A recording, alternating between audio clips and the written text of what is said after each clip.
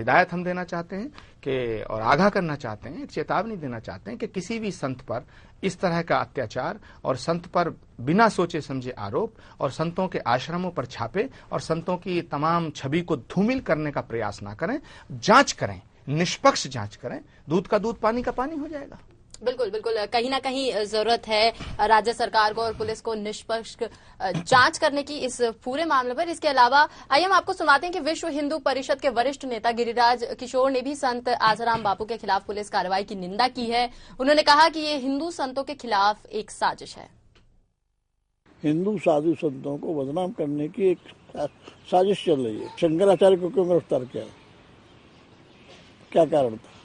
जिनके समाज में ज्यादा कार्य चलते, ज्यादा पॉपुलर होते, हमेशा उनका विरोध होता है और सरकारें हमेशा विरोध करती हैं।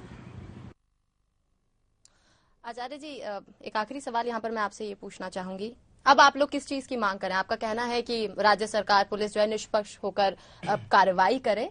अगला कदम आप लोगों का क्या होने वाला है? देखिए, बहुत बड़ा एक सवाल खड़ा हुआ है कि जो सरकार जी हिंदू धर्माचार्य और हिंदू धर्म का नाम लेकर के वहां स्थापित हुई है जी। और पूरे देश में एक मैसेज है कि भारतीय जनता पार्टी जो है वो संतों का बहुत आदर करती है, संतों के बड़े पक्ष में रहती है। लेकिन गुजरात की सरकार, जहां राम मंदिर, जहां कृष्ण मंदिर, कितने मंदिर वहां तोड़े गए विकास के नाम पर जी। दूसरी बात, आसाराम बापू ने भी मंदिर तोड़ने का विरोध किया था, जगतगुरु शंकराचार्य ने भी विरोध किया था। काशी के जगतगुरु शंकराचार्य नरेंद्रानंद सरस्वती के नेतृत्व में एक प्रतिनिधि मंडल संतों का वहां गया था, उन्होंने इसका विरोध किया था। तो मुझे लग रहा है कहीं ना कहीं वहां की सरकार ऐसा मानती है कि जो संत वहां की सरकार का महिमा मंडन और गुणगान करते हैं, स्तुति करते हैं, उन संतों को तो वो संत मानती है। और जो सच्ची बात करते हैं वहां की सरकार, ये तो एक तरह का बहुत बड़ा घमंड है, अहंकार है, ये तो राक्षस राज है, ये राम राज्य नहीं हो सकता है। जहां संतों का अपमान हो, संतों का निरादर हो, संतों के खिलाफ षड्यंत्र रचा जाता हो, वो सरकार किसी की भी सरकार हो, चाहे वो भारतीय जनता पार्टी की सरकार हो, चाहे वो समाजवादी पार्टी की सरकार हो, चाहे वो कांग्रेस की सरकार हो, संतों का सम्मान हर जगह होना चाहिए। अगर कोई घटना ऐसी घटती है तो उसकी जांच में तमाम संत समाज उसकी मदद करेगा। लेकिन यहां की स्थिति से बहुत हमें आशंका है कि ये आसाराम बापू को फंसाने के लिए तमाम कार्रवाई हो रही है और ये षड्यंत्र के तहत हो रही है। तो मुझे नहीं लगता कि भारत सरकार इसमें कोई दखल दे, लेकिन हम मांग करते हैं कि इसकी जांच सीबीआई से होनी चाहिए। लेकिन सीबीआई के साथ एक टेक्निकल प्रॉब्लम है, कानूनी प्रक्रिया, कि राज्य सरकार उसका अनुमोदन करे, संस्तुति करे, और राज्य सरकार नहीं चाहेगी कि इसकी जांच सीबीआई से हो। मैं मांग करता हूं संत समाज की तरफ से कि जांच निष्पक्ष हो, और हमें भारत की सीबीआई पे भरोसा है, भारत की कानून प्रक्रिया पे भरोसा है। हमारा भारत का जो संविधान है, भारत का जो सुप्रीम कोर्ट है, वहां भी एक बात स्पष्ट है न्याय प्रक्रिया में कि अगर 10 दोषियों को भी छोड़ना पड़े तो छोड़ा जा सकता है, एक निर्दोष को सजा नहीं होनी चाहिए। बिल्कुल। तो एक संत जो पूरा जीवन जिया है, उसको अगर सबूत आपके पास है तो उन पर कार्रवाई करिएगा। अगर आपको लगता है कि उन्होंने ऐसा किया है, लेकिन उससे पहले जांच तो निष्पक्ष है। ये संत का अधिकार है, क्योंकि संत भी भारत का नागरिक है। जी जी जी। हमारे यहाँ हर नागरिक को अधिकार है कि वो अपने बचाव में अपना पक्ष रखे। बिल्कुल बिल्कुल। आप तो किसी ने आरोप, फिर तो ऐसा होगा ना, कोई भी आरोप किसी पे लगा देगा। बिल्कुल। मैंने अभी कहा कि अगर नरेंद्र भाई मोदी पर कोई आरोप लगाता है तो क्या उसकी जांच नहीं होगी?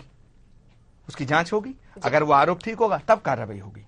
तो किसी पर भी, मैं आप पे भी लगा दूं आरोप, आप मुझ पे लगा दें, मैं आपके यहाँ टेलीविजन चैनल से निकलूं, आप कह दो क्या कुछ भी मुझ पे आरोप लगा सकते हैं। तो क्या आरोप लगाने से ही मात्र व्यक्ति दोषी हो जाता है? दोषी नहीं होता है, उसकी जांच प्रक्रिया है। भारत के अंदर संवैधानिक व्यवस्था है, डेमोक्रेटिक सिस्टम में हर आदमी को अपना पक्ष रखने का अधिकार है।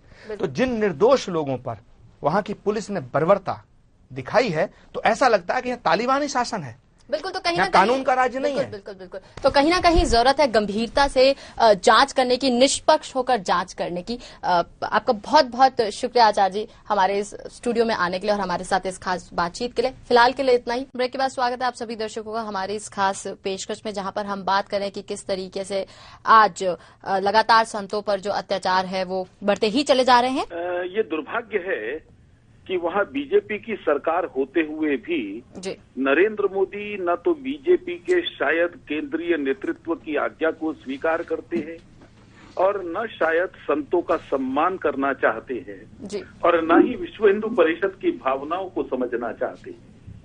मेरी उनसे भी अपील है वो हठधर्मिता छोड़े, सबके विचारों को स्वीकार करें और इस विषय पर कदम आगे बढ़ाने से पहले, हाँ, दूध का दूध पानी का पानी होना चाहिए, ये हमारा भी मानना है।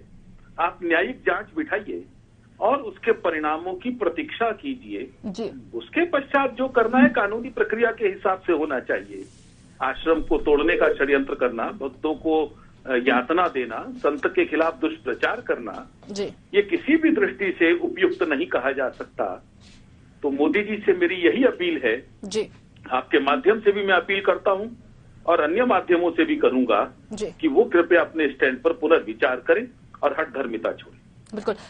विशेष तौर पर अगर हम इस मामले की यहाँ पर बात कर रहे हैं सुरेंद्र जी, मैं आपसे जानना चाहूंगी कि आपको ऐसा क्यों लगता है, किन कारणों की वजह से जो गुजरात सरकार है वो निष्पक्ष होकर जांच नहीं होने दे रही है इस पूरे मामले की? मुझे लगता है कि मोदी जी भी एक दबाव में है, क्योंकि गोधरा के बाद जो भी कुछ वहां पर हुआ उसमें मोदी सरकार का हाथ था कि नहीं था मैं नहीं जानता, क्योंकि वो समाज का एक स्पॉन्टेनियस रिएक्शन था जो गोधरा की घटना के परिणाम हुआ। लेकिन संपूर्ण विश्व के एक बहुत बड़े हिस्से ने जिस प्रकार से नरेंद्र मोदी को घेरने की कोशिश की, उसके कारण से वो दबाव में आ गए और दबाव में आकर ही वो इस प्रकार की हरकतें कर रहे हैं। कभी मंदिरों को तोड़ने का प्रयास कर रहे हैं, कभी कुछ और कर रहे हैं, कभी बापू के पीछे पड़े हैं। तो मुझे लगता है कि उन जैसे व्यक्ति को इस प्रकार की अपराध भावना से ग्रस्त होने की आवश्यकता क्यों पड़ गई है? उनको हिंदू समाज अपना नेता स्वीकार कर चुका है।